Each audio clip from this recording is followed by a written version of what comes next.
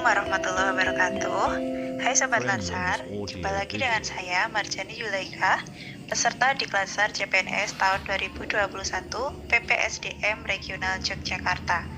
Pada kesempatan kali ini, saya akan melakukan wawancara dengan salah satu pejabat publik di lingkungan kerja tentang implementasi nilai-nilai dasar PNS, akuntabilitas, nasionalisme, etika publik, komitmen mutu dan anti korupsi. Nah, langsung saja, sudah bersama kita saat ini Ibu Siti Musalimah Isnayati Ashariyah SPDSD. Beliau adalah atasan langsung saya, yaitu Kepala Sekolah Dasar Negeri Trukan. Terima kasih Ibu sudah bersedia meluangkan waktunya. Selamat siang Bu, apa kabar? Selamat siang Bu Zul. Alhamdulillah kabar saya baik hari ini. Senang sekali bisa bersilaturahim dengan Ibu Siti. Oh iya teman-teman, Ibu Siti ini menjadi PNS sejak tahun 1991. Betul ya Bu? Iya Bu, betul sekali. Saat itu saya mulai menjadi guru PNS di SD Negeri Kulur Kulon, Kecamatan Temon. Kemudian saya dimutasi di SD Negeri Palian Lor tahun 2009. Nah, sejak tahun 2018 saya diberi tugas tambahan baru sebagai kepala sekolah di SD Negeri Trukan ini. Wah, pastinya sudah banyak sekali pengalaman dalam mengimplementasikan nilai-nilai dasar PNS ya Bu. Baiklah Ibu, kita langsung berbincang tentang nilai dasar PNS yang pertama, yaitu akuntabilitas. Sebagaimana kita ketahui, akuntabilitas ini merujuk pada kewajiban setiap individu, kelompok, atau institusi untuk memenuhi tanggung jawab yang menjadi amanahnya. Nah, bagaimana penerapan nilai akuntabilitas di lingkungan kerja Ibu? Apakah sudah diterapkan? Alhamdulillah, selama ini kami sudah menerapkan nilai-nilai akuntabilitas ini, baik dari guru, tenaga kependidikan maupun penjaga sekolah. Dalam implementasi nilai akuntabilitas, kami menjunjung tinggi nilai kejujuran, transparansi, dan konsistensi sebagai bentuk pertanggungjawaban PNS dalam melaksanakan tugas. Kami menyadari tupoksi masing-masing. Semua ASN datang tepat waktu, kemudian melaksanakan tugas sesuai tupoksi tadi. Untuk guru misalnya, saat akan melaksanakan pembelajaran, guru menyusun RPP terlebih dahulu, menentukan KKM dari berbagai pertimbangan, melaksanakan pembelajaran, membuat evaluasi, dan melaporkan hasilnya kepada kepala sekolah maupun orang tua siswa. Kemudian khusus untuk pembiayaan yang berkenaan dengan dana BOS, kami juga melakukan pertanggungjawaban kepada pihak-pihak terkait dengan membuat laporan setiap triwulan dan dipublikasikan kepada masyarakat. Selama pembelajaran PDR di masa pandemi ini, guru juga menyusun laporan pelaksanaan PDR. Di sisi lain, dari tenaga administrasi, nilai akuntabilitas yang diterapkan dimulai dari input data peserta didik, orang tua siswa, maupun guru selalu dipastikan sesuai dengan data kependudukan yang dimiliki. Semua itu diupayakan agar tidak ada kesalahan data yang nantinya dapat merugikan. Ternyata implementasi akuntabilitas di sekolah ini sudah begitu bagus ya Bu. Lalu selama mengimplementasikan nilai akuntabilitas, apa saja tantangan yang dihadapi Bu? Dan apa resikonya? Saja dalam mengimplementasikan nilai-nilai akuntabilitas banyak tantangannya. Misalnya, saat ini perkembangan iptek begitu pesat. Bagi ASN yang usianya sudah agak tua, kadang tidak bisa membuat laporan secara cepat dengan menggunakan IT. Dalam membuat perangkat pembelajaran pun kadang masih tertinggal dengan yang mudah-mudah. Namun yang utama adalah kita harus menyamakan persepsi terlebih dahulu bahwa apa yang kita lakukan nantinya harus dapat dipertanggungjawabkan. Kita dituntut untuk profesional, sehingga dengan adanya tantangan itu jangan dijadikan penghambat, namun kita jadikan motivasi untuk bisa mengatasinya. Risiko pelaksanaan akuntabilitas ini terkadang kebijakan yang diambil belum tentu diterima semua pihak. Namun, sebagai atasan, saya harus tetap memotivasi, membina, dan mengevaluasi kinerja guru dan karyawan di SD Negeri Trukan ini. Memang benar Bu, saya juga sepakat bahwa sebuah kebijakan kadang tidak bisa diterima semua pihak. Namun, sebagai ASN kita harus tetap profesional dan menerapkan nilai akuntabilitas ini. Semoga nilai akuntabilitas bisa terus diimplementasikan secara konsisten di sekolah ini. Nah, sekarang kita lanjut ke nilai dasar ASN yang kedua Bu, yaitu nilai nasionalisme. Bagaimana implementasi nilai nasionalisme di SD Trukan selama ini? Implementasi nilai nasionalisme itu terkait dengan rasa cinta tanah air dan pengamalan nilai-nilai Pancasila dalam melaksanakan tugas sebagai ASN. Selama ini nilai nasionalisme sudah kami laksanakan dengan baik. Contoh kecilnya, sebagai ASN kita mengenakan atribut seragam dengan lengkap. Ada beberapa agenda yang kita laksanakan seperti mengikuti upacara bendera maupun peringatan hari-hari besar nasional dengan tertib dan hikmat. Memakai pakaian adat setiap Kamis Pahing sebagai wujud cinta produk lokal. Kemudian di SD Negeri Trukan ini juga ada pembiasaan sholat duha dan sholat zuhur berjamaah. Sebelum memulai pembelajaran juga ada internalisasi nilai nasionalisme, yaitu dengan berbaris sebelum masuk kelas, berdoa bersama, hormat bendera, menyanyikan lagu wajib nasional dan daerah. ASN di SD Negeri Trukan juga menjalin hubungan baik dengan sesama rekan kerja, baik yang PNS maupun yang non-PNS, memberikan layanan yang tidak diskriminatif kepada siswa. Sebagai seorang pimpinan, saya setiap merencanakan program atau mengambil keputusan juga didahului dengan musyawarah bersama dengan guru, karyawan, orang tua, maupun perwakilan tokoh masyarakat. Wah, senang sekali Bu pelaksanaan nasionalisme di SD Negeri Trukan ini. Ternyata nilai nasionalisme ini tidak hanya dilaksanakan oleh ASN ya, namun juga semua warga sekolah, mulai dari hal-hal yang paling sederhana hingga yang lebih luas. Nah, apakah ada hambatan dalam melaksanakan nilai nasionalisme ini, dan apa saja risiko yang mungkin dialami? Saya rasa selama ini tidak ada hambatan yang berarti. Ya, kecil itu kan wajar terjadi.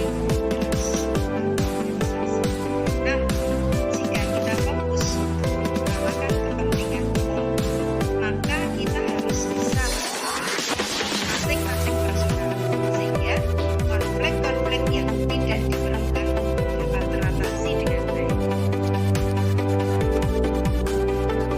Ibu tadi menyampaikan tentang mengatasi konflik dengan meredam ego. Nah, bagaimana caranya Bu?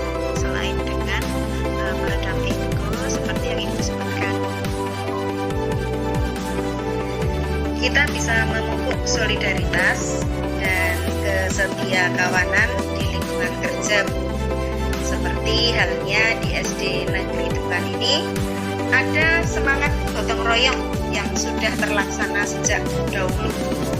Jadi kami yang PNS di sini kadang menyisihkan sebagian dari rezeki yang kami terima untuk menambah kesejahteraan guru dan karyawan non PNS. Ketika Jika ada anggota yang kesusahan, kami bersama-sama memberikan dukungan baik yang bersifat materi maupun yang non materi, sehingga dengan adanya budaya gotong royong tersebut, kerukunan dan kekompakan dapat terjalin dengan baik. Wah, bagus sekali Bu, budaya gotong royong yang sudah terjalin. Lantas, bagaimana implementasi nilai etika publik di SD Negeri Terukan? Terkait dengan etika publik, kami selalu berusaha untuk memberikan pelayanan dengan cepat, akurat, ramah, dan santun kepada masyarakat. Sebagai contoh, dalam PDR saat ini bisa dikatakan bahwa guru-guru di sekolah kami standby 24 jam untuk melayani apa yang dibutuhkan oleh siswa dan orang tua dalam pembelajaran. Setiap ada keluhan yang disampaikan oleh siswa maupun orang tua ataupun juga dari masyarakat sekitar, kita akan segera mencari solusinya, sehingga harapan kami masyarakat dapat terlayani dengan cepat, akurat, dan tepat guna. Selain itu, dalam memberikan layanan kepada siswa maupun orang tua, yang penting jangan ada diskriminatif atau ada konflik kepentingan. Itu yang coba kami terapkan selama ini. Jika nilai etika publik ini tidak kita terapkan sebagai ASN, bisa jadi masyarakat tidak akan percaya kepada kita. Jadi memang nilai etika publik ini sangat penting. Ya Bu, setuju sekali. Memang etika kita sebagai ASN dalam melayani masyarakat ini patut kita jaga agar kepercayaan masyarakat tidak memudar dan mereka merasakan kehadiran negara dalam pelayanan. Nah, sekarang untuk implementasi nilai dasar komitmen mutu, apa yang sudah berjalan selama ini dalam menerapkan komitmen mutu? Komitmen mutu ini kalau sepahaman saya adalah bagaimana kita menjaga dan meningkatkan mutu layanan kepada masyarakat ya Bu ya. Kami sebagai ASN yang berada di sektor pendidikan mengimplementasikan nilai komitmen mutu dengan selalu berpegang teguh pada efektivitas, efisiensi, inovasi, dan orientasi mutu. Jadi sebisa mungkin layanan yang kita berikan itu betul-betul dapat dirasakan manfaatnya oleh masyarakat. Program-program kesiswaan maupun pengembangan kompetensi guru yang kami rencanakan bisa meningkatkan kualitas atau pendidikan di sekolah ini dan lebih luasnya bagi masyarakat sekitar. Selama PDR ini, guru-guru di sekolah juga tidak mau, suka tidak suka harus melakukan terobosan inovasi. Bagaimana caranya agar siswa dapat tetap semangat belajar di rumah? Dan tidak lupa, sebagai wujud komitmen mutu ini, kami juga menerima kritik maupun saran yang bersifat membangun dari berbagai pihak yang nanti bisa untuk kemajuan sekolah. Jadi dapat saya simpulkan bahwa selama ini penerapan komitmen mutu sudah dilaksanakan dengan selalu berinovasi dan berorientasi pada kepuasan pelanggan. Dalam hal ini siswa, orang tua maupun masyarakat sekitar ya Bu. Iya Bu, betul sekali. Nah, sekarang terkait dengan nilai dasar ASN yang terakhir, yaitu anti korupsi. Bagaimana implementasi yang sudah berjalan selama ini Bu? Kebetulan saat ini atau sudah beberapa tahun ke belakang kita mulai menginternalisasikan pendidikan anti korupsi di sekolah. Pendidikan anti korupsi ini kami laksanakan secara konsisten, baik itu oleh siswa, orang tua maupun guru dan karyawan. Dari segi guru dan karyawan, kami berupaya untuk konsisten datang ke sekolah tepat waktu dan pulang sesuai jadwal yang ditetapkan. Selain itu, pada jam-jam pelajaran, kami tetap standby menggunakan waktu yang ada untuk melaksanakan tugas baik yang bersifat administratif maupun layanan pada siswa meski saat ini sedang DDR. Sebagai seorang guru, tentu kita menjadi teladan bagi siswa dan orang-orang di sekitar kita. Untuk itu, kami selalu menampilkan kesederhanaan, tidak berdandan dan memakai perhiasan saat bertugas di sekolah secara berlebihan. Dalam memberikan penilaian kepada siswa, kita juga bersikap adil, tidak terlibat dalam konflik kepentingan. Dari segi siswa, kami selalu menegaskan perilaku jujur, disiplin, dan tanggung jawab. Ketika anak mengerjakan soal di rumah misalnya, kami juga meminta orang tua di rumah untuk senantiasa mendampingi pelaksanaan pendidikan anti korupsi ini. Selain itu, contohnya lagi dalam melaporkan penggunaan dana BOS, juga kami realisasikan sesuai RKAS yang sudah kami susun tentunya. Wah, luas sekali ternyata ya Bu, penerapan nilai anti korupsi ini. Apakah selama ini ada hambatan yang dihadapi? Apa itu dan mungkin apa resikonya dalam implementasi nilai anti korupsi ini? Ini saya sebutkan beberapa contoh saja ya Bu ya. Untuk penerapan pendidikan anti korupsi pada siswa, ini karena kita tidak tatap muka, maka tidak bisa kita pantau secara langsung. Kemudian dalam realisasi dana BOS, saat ini kami masih menunggu revisi-revisi RKAS. Kalau RKAS ini belum selesai direvisi, belum clear, kita belum bisa merealisasikan anggaran ini. Kemudian hambatan yang sebenarnya paling besar adalah rasa tidak enak pada pihak lain untuk menolak perilaku koruptif. Padahal kita harus menghindari bahkan ikut memberantas perilaku koruptif sekecil apapun. Misal diajak pulang lebih awal, siapa yang tidak senang toh Bu? Tapi kita harus ingat bahwa segala sesuatunya akan dimintai pertanggungjawaban. Kita harus membentengi diri dengan iman dan takwa. Harus yakin bahwa gerak-gerik kita selalu diawasi oleh Allah Subhanahu wa taala, sehingga ada rasa takut untuk melakukan tindakan korupsi. Ya Bu, jika setiap ASN mampu membentengi diri dengan iman dan takwa dan berani menolak ajakan tindakan koruptif, insya Allah implementasi nilai-nilai anti korupsi ini bisa lebih maksimal lagi. Bahkan ada yang terlihat sepele, tidak kita sadari merupakan tindakan koruptif ya Bu. Seperti tadi itu, pulang lebih awal tanpa alasan yang bisa diterima, tidak menggunakan waktu bekerja dengan baik, cenderung membuang-buang waktu ketika jam bekerja, membawakan buku cerita atau kabur untuk anak saja juga bisa termasuk tindakan koruptif ya Bu. Mungkin ada yang ingin Ibu sampaikan lagi terkait implementasi nilai-nilai dasar ASN ini Bu? Sedikit saja ya Mbak Guru.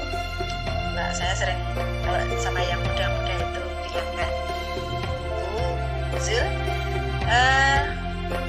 semoga kita dapat menerapkan nilai-nilai dasar PNS ini secara konsisten sehingga dapat mewujudkan layanan publik yang berkualitas dan memuaskan. Mungkin itu saja Bu. Baik Ibu, terima Terima kasih atas waktu dan share pengalaman dalam penerapan nilai-nilai dasar PNS yang sudah Ibu laksanakan selama ini. Banyak sekali ilmu yang saya peroleh dari Ibu. Dapat saya simpulkan bahwa selama ini nilai-nilai dasar ASN di SD Negeri Trungkan itu sudah diimplementasikan dengan sangat baik. Apalagi Ibu sebagai pucuk pimpinan juga mengarahkan dan membina semua warga sekolah, khususnya guru dan karyawan, untuk turut serta mengimplementasikan nilai aneka ini. Semoga apa yang sudah kita diskusikan hari ini bermanfaat untuk semua pendengar, khususnya Sobat Latsar yang saat ini sedang belajar untuk mengimplementasikan nilai aneka.